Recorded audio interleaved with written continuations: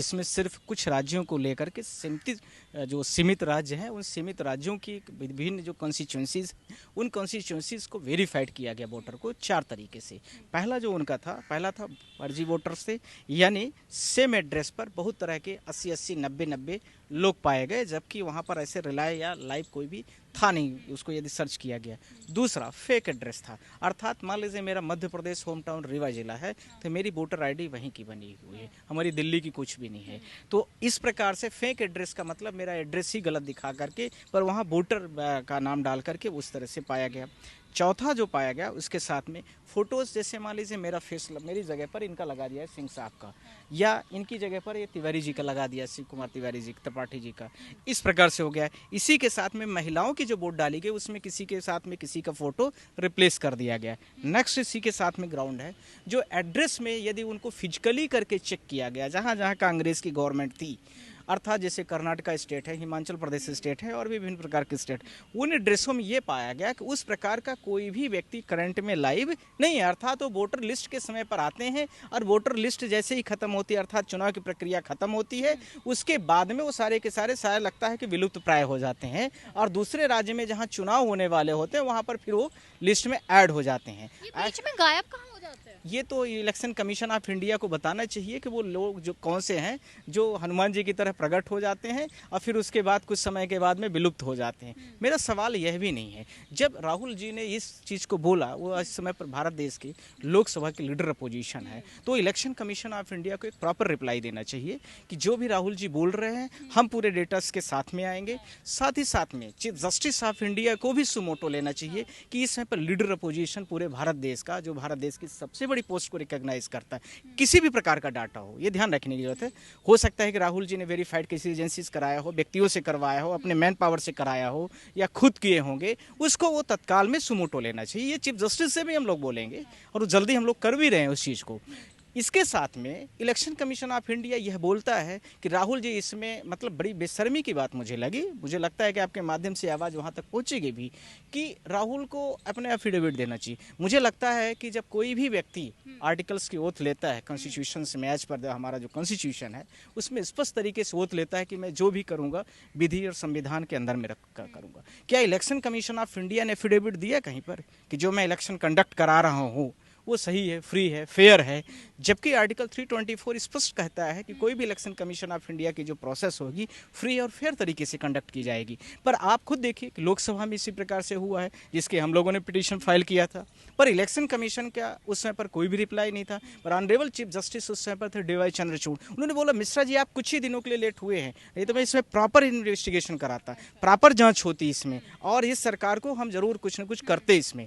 पर अब तो सारी चीज़ें आ रही हैं क्रम से, किस किस प्रकार से EVM की गड़बड़ियाँ होती हैं, यानी इलेक्ट्रॉनिक वोटिंग मशीन की होती है, किस प्रकार से फर्जी वोटर की तरह से हो रही है, किस प्रकार से नए वोटरों को शिफ्ट करके दूसरी तरीके से बढ़ाया जाता है। आपने देखा होगा कि महाराष्ट्र के हमने इलेक्शन को किया था चैलेंज, आपको सबको पता है कि टर्न आउट डेटा किस प्रकार से रातों रात बढ़ रहे हैं। इलेक्शन का रिजल्ट जैसे मान लीजिए सुबह 11 बजे से 8 बजे से काउंटिंग होने वाली, रात के आज के 12 बजे तक टर्न आउट डेटा बढ़ रहा है। ऐसा कौन सी विशेष प्रक्रिया हो रही है कि जिसमें इलेक्शन कमीशन ऑफ इंडिया के जो पोलिंग बूथ बनाए गए हैं उस पोलिंग बूथों में शाम के 5 बजे से रात के 11 बजे 12 बजे तक 12%, 10%, 20% वोट बढ़ जाती है? ऐसा कौन सी प्रक्रिया है? राहुल गांधी भी यही कह रहे हैं कि धांधली की गई है, वो बीजेपी और इलेक्शन कमीशन दोनों मिलकर कर रहे हैं। करेक्ट, वो बिल्कुल ठीक कह रहे हैं।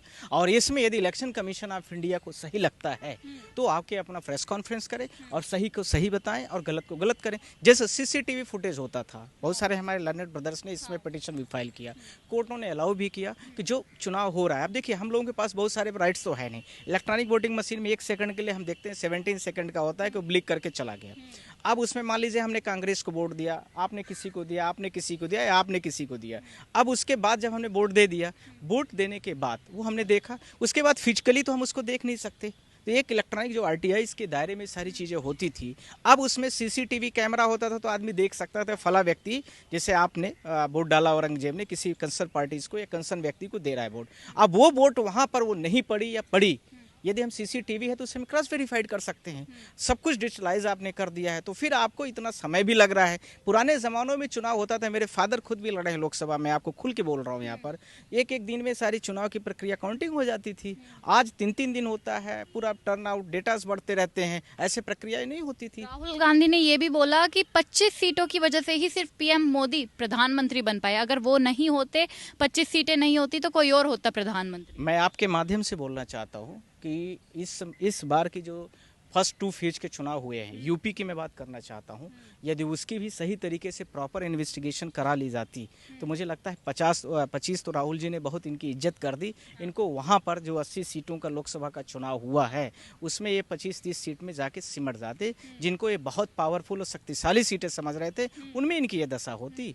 इसी प्रकार से मध्य प्रदेश में होती, इसी प्रकार से इनको बिहार में होती। अब बिहार की बात कर रहे हैं, अब बिहार में हम आ गए, बिहार का हम लोग लेके आ रहे हैं पिटीशन, आपको पता है SIR में आ रहे हैं। SIR में इलेक्शन कमीशन ऑफ इंडिया ने बोला, आप सारे लोग बड़े वकील हैं हमारे देश के, आप सब की 65 लाख वोट टोटल जो है तो उनका डिलीट कर रहे हैं, कट कर रहे हैं। उसमें ये बोल रहे हैं कि 7 लाख वोटर ऐसे हैं जो मर गए। ठीक है, मैंने मान लिया 2024 में जिंदा थे, ध्यान रखना है, मोदी जी के चुनाव पर वो सब जिंदा है, पर अब जो है तो मर चुके हैं लोग विधानसभा पर। दूसरा 22 लाख वोटर ऐसे हैं जिनका मतलब 2 जगह पर नाम है, यानी दिल्ली में भी हो सकता है, मध्य प्रदेश में भी होता है, यानी क्रॉस वोटिंग हो सकती है, ऐसा हो गया।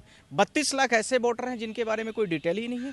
तो जब कोई भी डिटेल नहीं है तो इसका मतलब जो 1 साल ही पहले चुनाव हुआ है, क्या उन सारे लोगों का मृतक का सर्टिफिकेट जारी हुआ है, डेथ सर्टिफिकेट? नहीं हुआ है। नहीं हुआ है तो फिर वो चुनाव में वोट कैसे 2024 में डाले गए थे? तीसरी बात इसी के साथ में फिर वो किसको वोट डाले, यानी वहाँ पर जो अलायंस था यूपीए का, सॉरी एनडीए इंडिया अलायंस का, उनको दिया गया, सॉरी जो इनका बीजेपी का है इंडिया अलायंस का दिया। उसके साथ में ये सवाल है, तो उस समय पर जब वोट डाले गए तो उस समय पर सही थे, आज जब नए डेटा के साथ में हो रहा तो आज गलत हो गया। या तो फिर 40 सीटों का दोबारा लोकसभा का चुनाव कराए, हम लोग डिमांड कर दिए हैं। डर है क्या इस बार हार जाएगी बिहार में? मैं ये नहीं जानता हूं कि हार जाएंगे या जीत जाएंगे। देखिए, जो हम लोगों को फैक्ट की बात कर रहा हूं, जो गड़बड़ियां हैं गड़बड़ियां, जैसे 65 लाख उस समय पर सही है, आज चुनाव हो रहा था, आज गड़बड़ हो गया, तो फिर जब आज एकाएक कैसे गड़बड़ हो गया? इतनी बड़ी क्या त्रासदी हो गई बिहार में, जहां 4 करोड़ ही टोटल वोटर आ रहे हैं, तो आप ऐसे कैसे बात कर रहे हो? तो ये सारे फेक डेटाज हैं। इलेक्शन कमीशन किसी पर्टिकुलर पार्टी को प्रमोट करना चाहती है, किसी विशेष पार्टी के लिए रक्षा का कार्य कर रही है, जो भी कर रही है वो गड़बड़ कर रही, फ्री और फेयर इलेक्शंस नहीं कराना चाहती है। इसको लेकर के बिहार वाला जो हमने आपसे बोला है डेटा को लेकर के कि 40 लोकसभा सीटों का भी दोबारा इनके साथ में चुनाव कराया जाए, इसको लेकर भी हम लोग आए हैं। आपको जल्दी ही बड़ी खबरें मिलेंगी, सुप्रीम कोर्ट उसमें कॉग्निजेंस लेगा। आप लोग भी देखना इस चीज़ को लेकर के कि गलत को गलत कहने की क्षमता होनी चाहिए, चाहे इस पार्टी का नेता हो या उस पार्टी का नेता हो, चाहे जनता का मामला हो या किसी विशेष व्यक्ति का मामला हो। आप जनता के लिए चुने गए हैं, जनता हम ही वोट देते हैं, हमसे ही आंख दिखा के बात कर रही है, कौन सा तमाशा है देश का? ऐसा थोड़ी चलेगा।